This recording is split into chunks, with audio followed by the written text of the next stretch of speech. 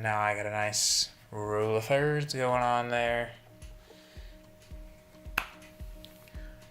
What is up, everyone? Welcome back to What's Up Wednesday. And today's question is, do you need a second camera?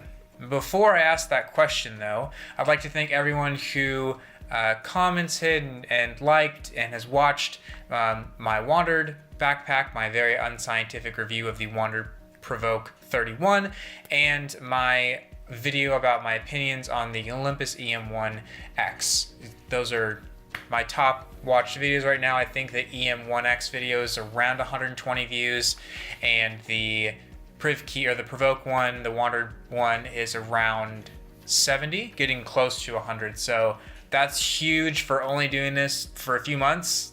I think it kind of just hit like a little niche there of things that people wanted to watch, but still really awesome that I'm hitting that 100 mark pretty soon in making these videos. But today we are talking about the pros and the cons of having a second camera. Is it really worth it? And what all goes along with having a second camera. So let's start it off. So the first point that I wanted to make, though, is that having a second, third, fourth camera is nothing new.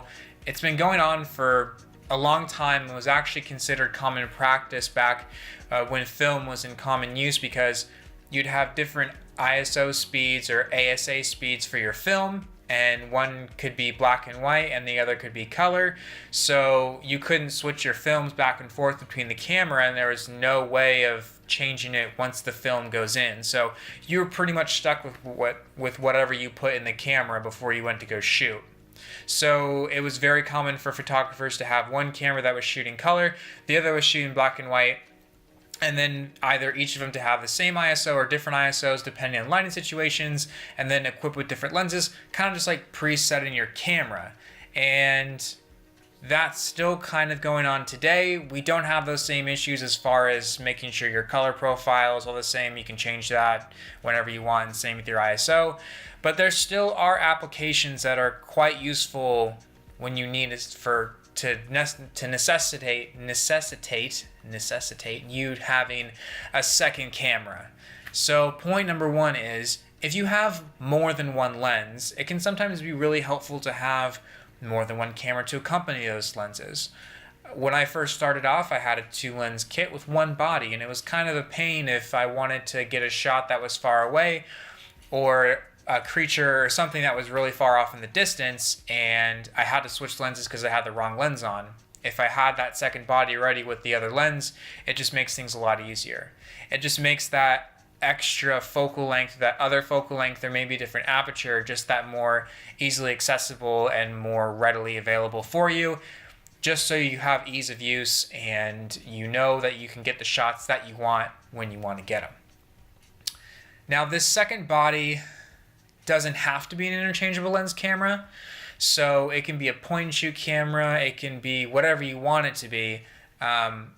So just because I'm saying it's helpful because it can take different lenses, doesn't necessarily mean that it has to be something that takes interchangeable lenses. It just makes it a little bit more helpful when it can. So I know a lot of people, and myself personally, I didn't always have an interchangeable lens camera as my secondary camera. For a long time, it was just a point and shoot camera. It was a Sony RX100 Mark III, which was fantastic. And then I got my Olympus EM1, which was an interchangeable lens camera, but they both rendered really good quality photos and videos, so I never really had an issue with either of them. That secondary camera just kind of needs to tick most of the boxes and things that I'm going to be talking about today.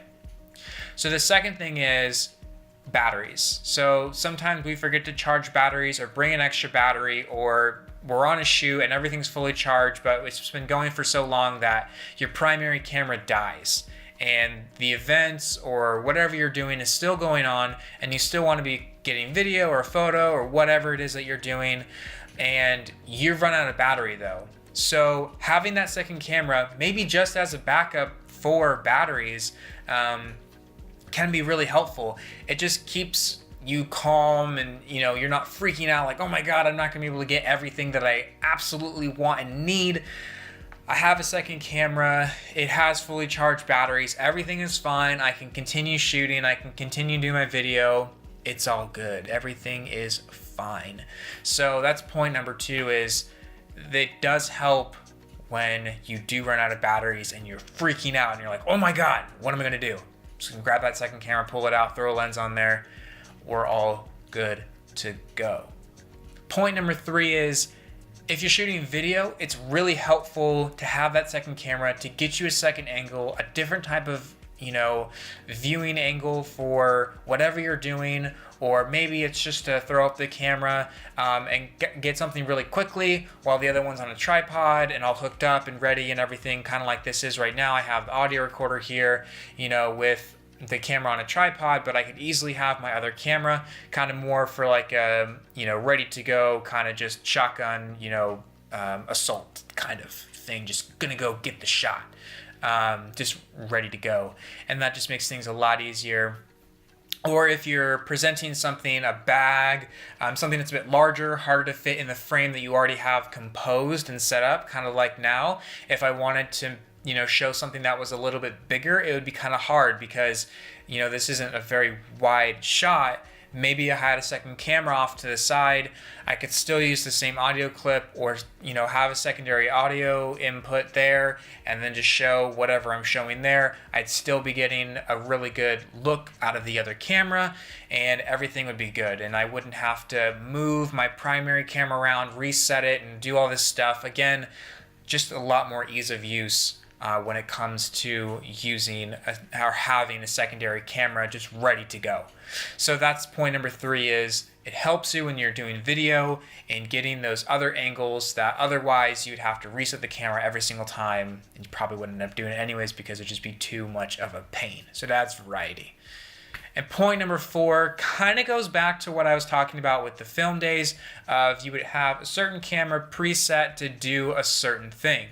And today it's not really any different in the sense that people do have certain cameras that are preset with a certain lens, a certain aperture, a certain shutter speed, or whatever it may be, because now we do have like preset custom functions that you can select. So other than just function dials, you also have custom modes. My EM1 Mark II has 2 custom modes. My EM1 doesn't have any, but I could easily, you know, just run that in shutter or aperture priority and kind of just set things around that and have it roughly preset.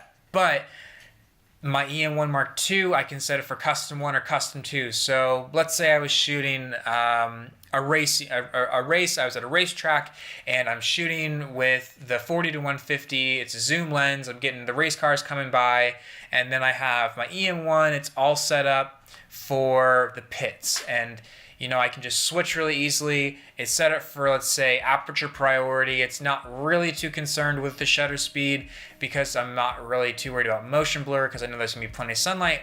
But I want an artistic look. Maybe I want to get an isolated shot of the driver getting out of the car. Maybe I want the team, so I'll change the aperture, have it set for auto ISO, you know, whatever it is. Again, just ease of use, making sure that you're going to get the shot that you want and that you need. And that's going to just come from having that camera ready to go, just throwing it down, just boom, boom, boom, boom, boom, getting those shots, whatever it is. You can have it set for RAW plus JPEG. The other one maybe is set for, you know, card 1 is reading for photos, and then card 2 is reading for video. So you can just flip that switch and you know you're good to go. So just presetting the camera, it still works in the same way. We just have different options and different ways of running presets and things like that now with digital cameras compared to film cameras, because we do have more functionality out of the cameras than we ever have before. So those are just a couple pros. Few cons though.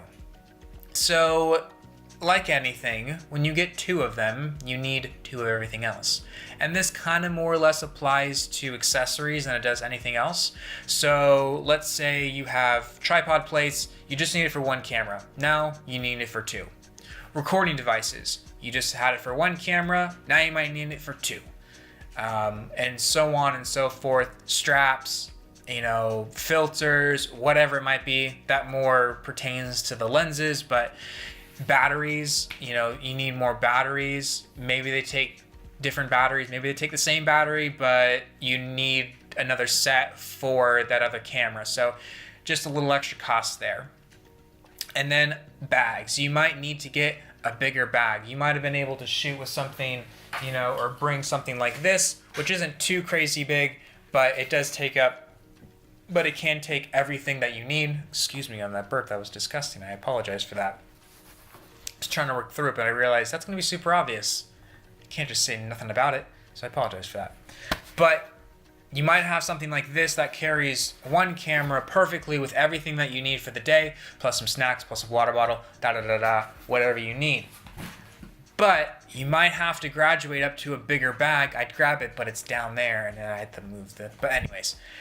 You might have to graduate up to a bigger bag. Now, for me, I can run a smaller bag like that with the system that I have because my lenses and my camera is a lot smaller than most DSLRs and most mirrorless cameras because it's a smaller sensor size. I'll go over that one day, but I can do that. It's kind of a fortunate thing that I can do. Most people can't though. So if you do add a second camera, just keep in mind you might have to increase the size of your bag.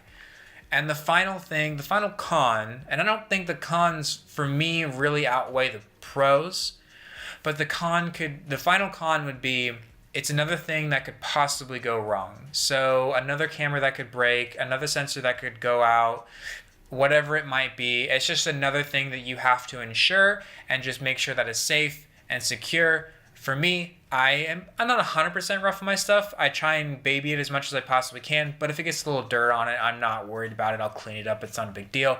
But I try to not drop my stuff as much as possible. I think I've only dropped a camera once, and it was a terrible feeling, and I never want to do it again. But yeah, it's just another thing that you have to keep in mind.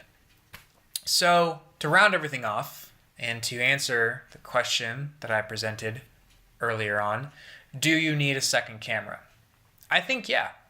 I think you should.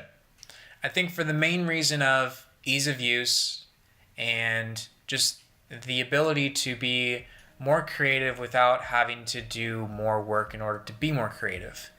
There's a lot of things that you can do with a second camera readily available than if you just had one camera and you had to switch lenses or you had to switch angles manually by moving the camera around.